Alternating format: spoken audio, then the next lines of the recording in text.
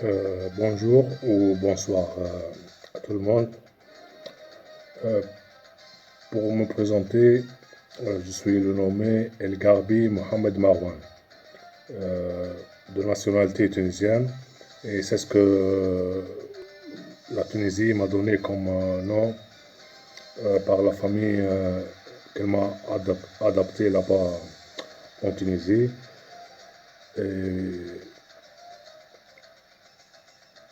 les motifs euh, de ma présence ici en Europe et mes motifs d'asile, ce que je suis une victime de traite des êtres humains, du trafic des enfants. J'ai appris qu'il s'agit d'une opération criminelle qui s'appelle MK Ultra. Euh, je ne sais pas si c'était en Tunisie. Donc j'ai la mémoire refoulée. Je suis témoin du trafic des êtres humains, des enfants, euh, des expériences scientifiques menées sur des enfants, du cannibalisme, des rituels sataniques, des affaires d'espionnage.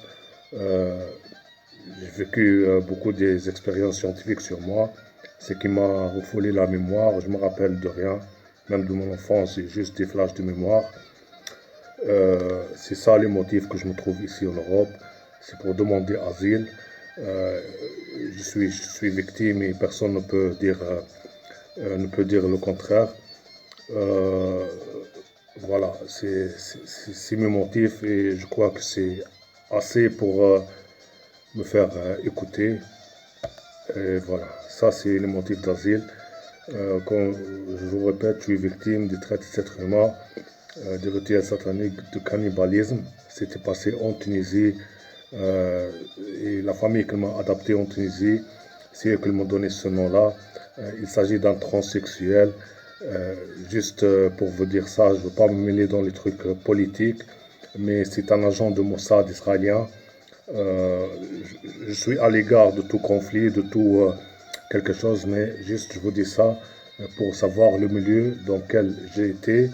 Et il fait partie de la bande qui a tué certains militants palestiniens qui s'appellent Abu Jihad Khalil Wazir dans la ville de Sidi Boussaïd dans les années 80, fin des années 80. Il m'a amené avec lui. J'ai des flashs de mémoire de ça. Je ne me mêle pas nulle part dans un conflit politique, mais juste je veux vous éclairer dans quel endroit j'ai été. Et voilà. Mon parcours d'asile. Mon parcours d'asile, je suis arrivé à s'échapper de la Tunisie par visa touristique vers la France. Et depuis, je demande asile dans plusieurs pays. Je vais vous les citer par ordre chronologique. Donc, la première asile que j'ai demandé, c'était en Suisse, dans la ville de Zurich, en Suisse. Euh, Ils m'ont refoulé en France. J'ai passé un mois de prison pour rien. J'ai signé une interdiction de rentrer en Suisse pour 3 ans. C'est juste parce que je demandais asile. Ils m'ont dit d'aller en France. Et moi, je l'ai dit, mes motifs d'asile, c'est contre la France. Et la France ne va rien me donner. Donc, ils m'ont enfermé 3 mois, 2 mois ou un mois. Après, ils m'ont refoulé euh, en France, à la ville de Bordeaux. À la ville de Bordeaux, j'ai rien eu de la part de la France dans la rue. Et en revenant sur la Suisse, la première demande d'asile, ils savent le récit. Je les écris, que j'ai la mémoire refoulée, que j'ai vécu ça, ça, ça. Ils savent tout. Donc, ils m'ont refoulé en France, à Bordeaux. À Bordeaux, ils m'ont dit dans la rue, on n'a pas dormir, aucune condition humaine pour un réfugié politique, tout ça, qui a vécu les traits des êtres humains. Donc, de la France, je suis parti en Italie pour voir comment je peux me débrouiller. J'ai eu des problèmes avec l'ambassade de la Tunisie parce que je lui ai demandé des éclairements sur ma situation, je suis qui, d'où est-ce qu'il m'a envenu, tout ça. Euh, L'ambassadeur a appelé la police et la police italienne, il m'a refoulé en France, à Paris. À Paris, je continue à demander asile, mais il y avait nulle part où aller dans la rue avec les SDF, je dors, tout ça.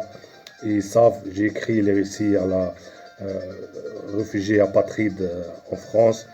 l'AFP, quelque chose comme ça, pour les réfugiés. Ils ont tous les documents, tous les récits que je l'ai écrits.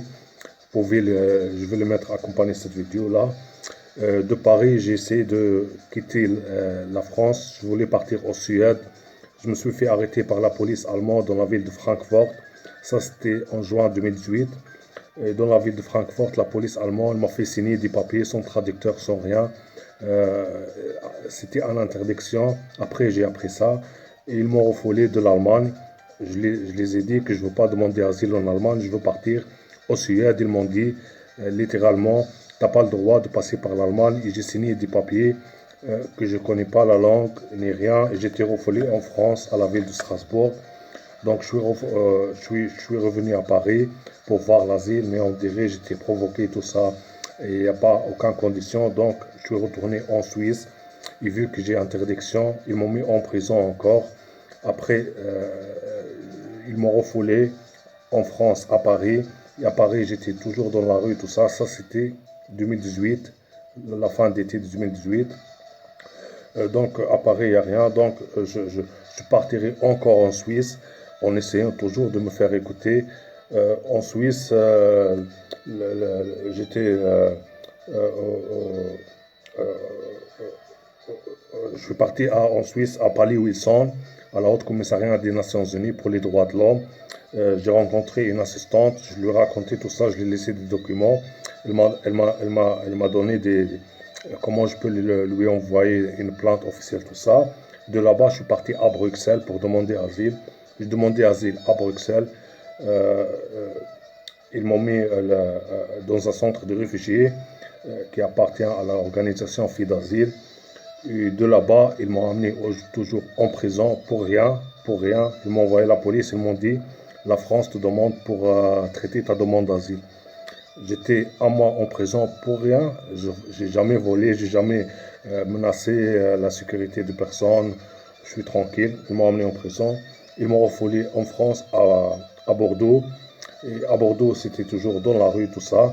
Donc j'ai tenté l'Espagne. Je suis parti en Espagne, je suis rentré par Bordeaux à Saint-Sébastien, Bilbao. Bilbao, l'autorité, elle refuse carrément que je me présente pour demander asile. J'étais insulté par la police à Bilbao, tout ça. Et j'avais pas d'argent, j'étais obligé de marcher 100 km pour fuir la côté basque et pour rejoindre l'Espagne. Parce que Bilbao, c'est pas l'Espagne, d'après ce que j'ai compris. J'ai marché 100 km à pied jusqu'à Victoria. Et de Victoria, j'ai rejoint Madrid.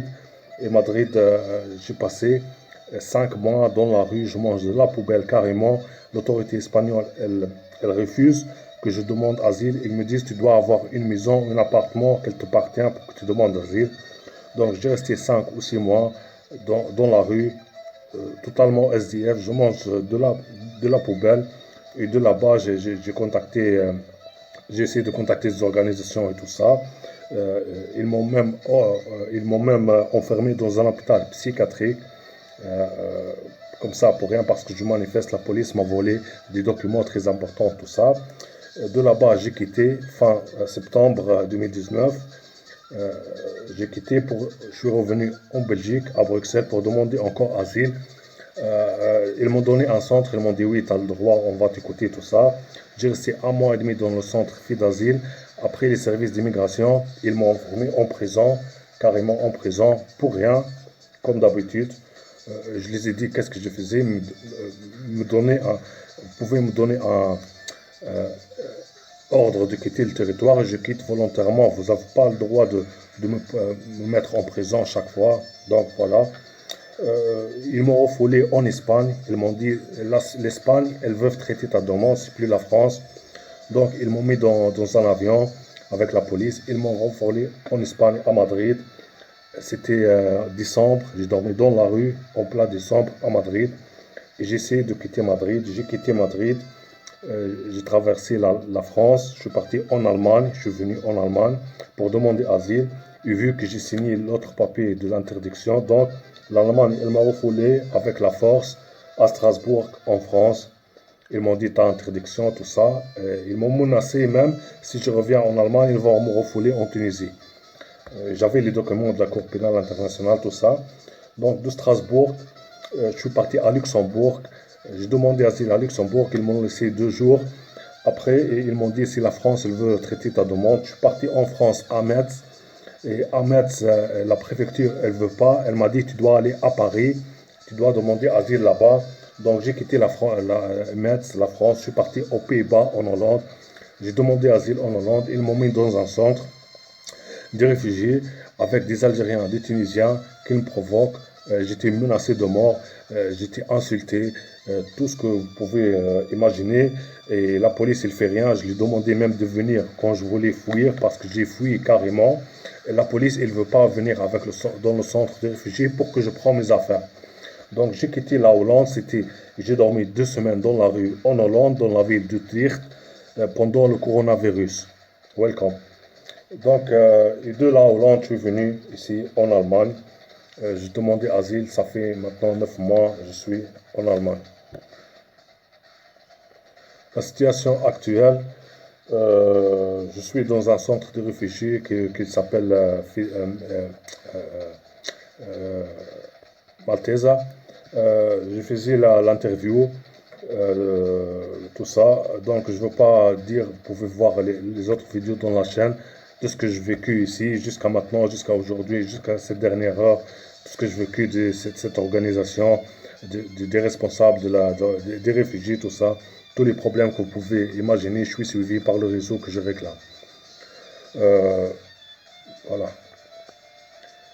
Les plaintes officielles que j'ai portées. J'ai porté plainte officielle à Palais Wilson, à la Haute Commissariat des Nations Unies pour les droits de l'homme, à la Cour pénale internationale, à la Cour de justice européenne, à la Cour des droits de l'homme européen, à la Conseil européen des droits de l'homme, à Human Rights Watch, à Amnesty International, et même à l'Interpol, à plusieurs. Personne m'a répondu que l'OACHR, la Haute Commissariat des Nations Unies pour les droits de l'homme, elle m'a répondu, et la Cour pénale internationale m'a répondu, je vais vous mettre les papiers. La Haute Commissariat des Nations Unies des droits de l'homme, elle dit qu'il n'y a pas assez d'informations, on ne peut pas traiter la demande. Pour eux, il ne s'agit pas d'un droit de l'homme. Et la Cour pénale internationale, il dit ça sort de, c'est pas leur mandat, tout ça. C'est pas quelqu'un qui a vécu la torture et les expériences scientifiques. Un MK, victime des programmes MK criminels. Et la Cour pénale, il dit non, et la Haute Commissariat des Nations Unies et tous les autres personnes m'ont répondu, ni la Cour pénale, ni la Cour de justice européenne, ni Amnesty International, ni Human Rights Watch, ni rien. Je vais rajouter juste quelque chose. J'étais incité, je vais enchaîner vite fait dans ça, j'étais incité à plusieurs reprises ici en Europe pour joindre une organisation terroriste. La première incitation, c'était en Italie par un Tunisien qui m'a dit si je veux aller en Syrie pour rejoindre la guerre là-bas et faire c'est ce qu'il appelle djihad, je ne sais pas quoi. Il m'a dit il y a Palestine aussi si tu veux aller en Palestine. La deuxième incitation, c'était à Paris, dans la mosquée. Je suis parti demander la charité des gens pour envoyer des documents à la tribunal administratif à Paris. Donc j'étais incité, insulté et volé par des gens barbus dans la mosquée. Ils veulent m'obliger à mettre des habillements afghans, carrément. Et j'ai écrit à la ministre de l'Intérieur française, ils n'ont rien fait. Et la troisième incitation, c'était en Belgique, en prison, des Algériens qui se passent pour des Palestiniens. Ils m'ont incité directement. Ils m'ont promis littéralement qu'on va se trouver au Grand Sahara chez quelqu'un qui s'appelle Bel Awar. Cette personne-là, j'ai cherché sur Internet, c'est le chef d'une organisation terroriste qui s'appelle les Signiers par le sang Al-Muqarrana Beddam. Il m'a incité directement et en prison et avec les responsables en Belgique, à Bruxelles. Il me dit on va faire avec le français des paroles de Dieu, quelque chose comme ça. Tu connais pas le cheikh Albani, il parle des choses de terroristes, bref. Et il m'a insulté. La dernière chose, c'était en Espagne, à Madrid. un Portugais que je connais même pas. C'était l'ami d'un terroriste, c'est lui qui est le responsable, d'après ce qu'il m'a dit. C'est un Portugais de nationalité de Angola d'Afrique, mais c'est un Portugais, je ne sais pas comment. Donc, c'était l'ami du frère du responsable de l'attentat du Madrid. Et il m'a incité directement. Et quand je suis parti en Hollande, ils n'arrêtent pas à m'appeler. Ils veulent qu'on se voit à Amsterdam, où se trouve le coffee shop du frère du terroriste qui a fait l'explosion de Madrid. Donc ça, c'était vite fait. Qu'est-ce que je demande? Je demande votre soutien. Euh, Vraiment, d'après ce que je vous avais dit, c'est la honte que j'essaie toutes ces organisations et tous ces pays-là, une victime comme moi, un MK, des trafics des êtres humains, je ne me rappelle rien, tellement j'ai vécu. Personne ne veut écouter ma cause parce que c'est impliqué des gens militaires de la Tunisie, de la France, des multinationales partout, des gens puissants. Je demande votre soutien. Sans votre soutien, je ne peux rien faire, je ne peux ni avancer ni rien. Et si eux, ils me font ça parce qu'ils savent que j'ai pas les moyens même pour manger ou pour faire un avocat, parce que n'importe quel avocat que je veux le faire, il peut me prendre mes droits directement parce que c'est un avocat. Donc sans vous, sans votre soutien, je suis perdu. Donc s'il vous plaît, aidez-moi. Sans votre soutien, je peux rien vous dire, juste envoyez-les un message à travers moi. Qu'ils ne peuvent pas faire ça à quelqu'un vulnérable comme moi. Donc, votre soutien, je demande que votre soutien, j'ai que vous d'ailleurs, j'ai personne. Si vous ne m'aidez pas à faire entendre ma voix, à prendre mes droits et à réclamer ces criminels, parce que en ce moment, je suis en train de parler là, il y a des enfants en Tunisie qui sont en train de survivre et survécu. Les programmations MK, ils sont en train sous torture.